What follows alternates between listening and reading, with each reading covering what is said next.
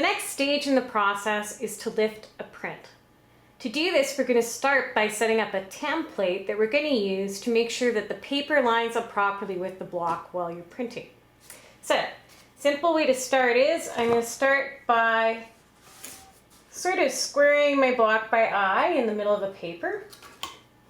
And I'm going to trace the edges.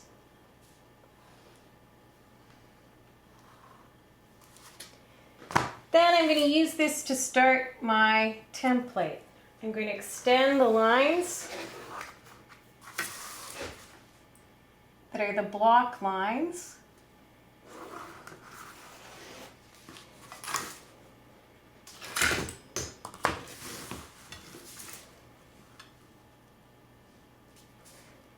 So that I can see them when I'm printing.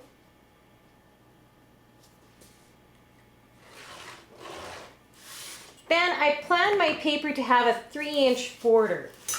So I'm also going to add a 3-inch border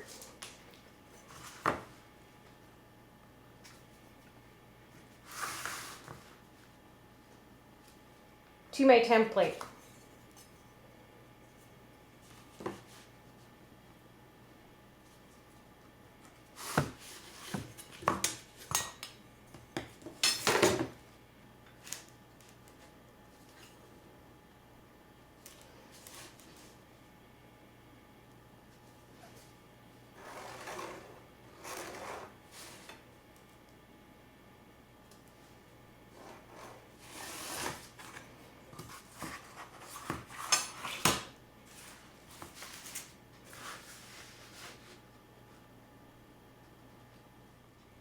Once I've drawn my template, I'm going to double check my plate.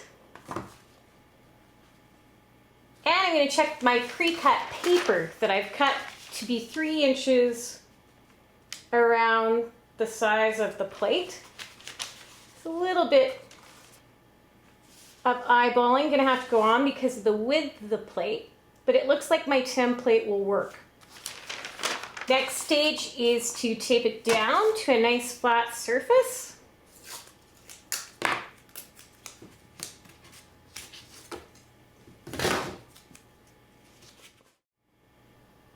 So my next stage is I want to cover my template with mylar.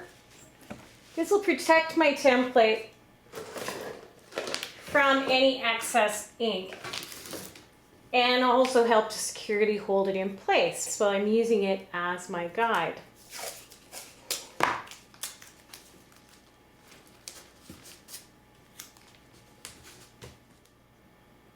Once my template is in place, I'm going to ink up my block and pull my first print, my artist proof. I'm going to show you how to do this right here, but usually I would have a separate area set up that I would be inking up in so I didn't get my template messy. I've got a Tupperware container that I'm going to squeeze my water-soluble block printing ink out into. I squeeze out a line about the width of the brayer. The brayer is my hard rubber roller that I'm going to use to apply the ink to my block. I have to work quite fast. And what I'm going to do is I'm just going to get an even amount. I'm going to hold that up a little more. I'm going to get an even amount onto my brayer by squeezing it out on this Tupperware. I'm going to make sure that there's nothing left on my block. And then I'm going to slowly start inking it up by moving the brayer in all directions. There's sort of a sweet spot where you start to pull ink off rather than putting ink on. So once you see that you have an even level, even glow of ink, you're going to position your block on your template, and you got to work fairly fast. I'm going to start at the bottom edge of my template, and I'm going to gently rub the print with my hands And then I have my wooden spoon purchased from the dollar store, and I'm going to use it to rub the block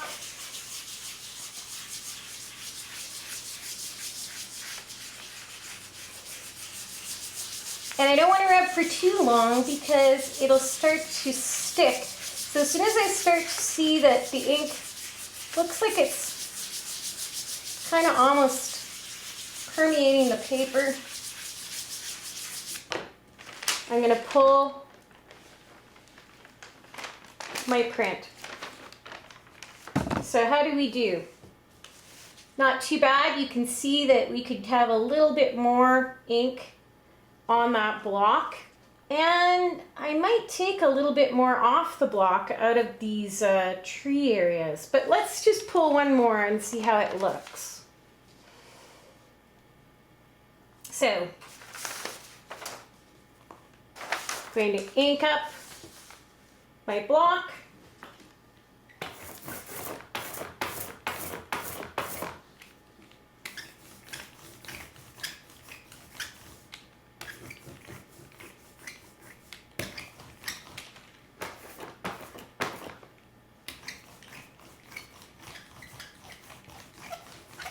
Looking in all directions.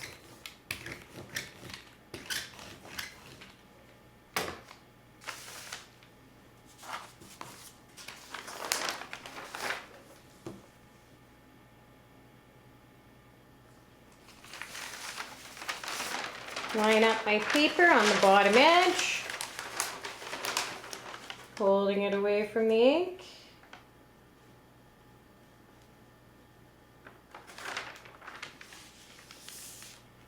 And lightly press it down with my hands.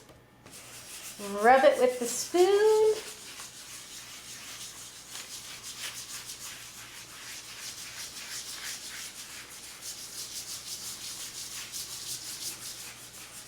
Circular motion going in all directions. And pull my print.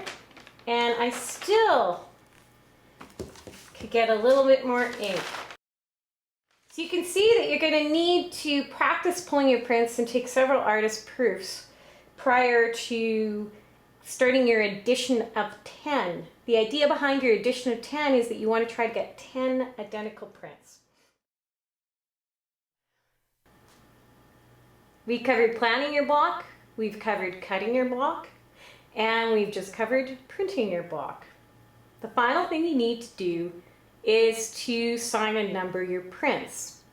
Now I'm asking you to do 10 prints, but your edition, your final edition, could be larger than that. You might plan on doing 40 or 50 of these prints. So once you've determined how large an edition that you want to do, the way that you number,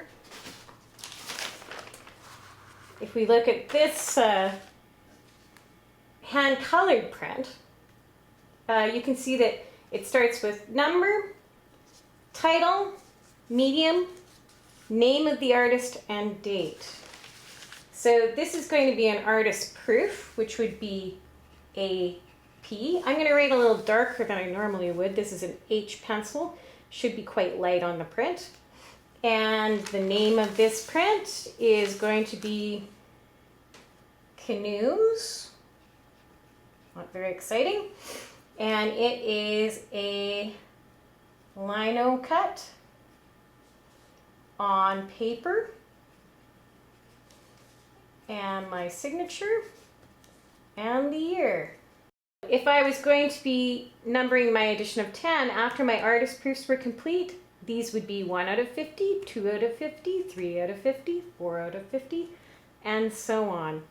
The number shouldn't make a difference because each print should be the same. Good luck with your edition printing. I hope you have a lot of fun.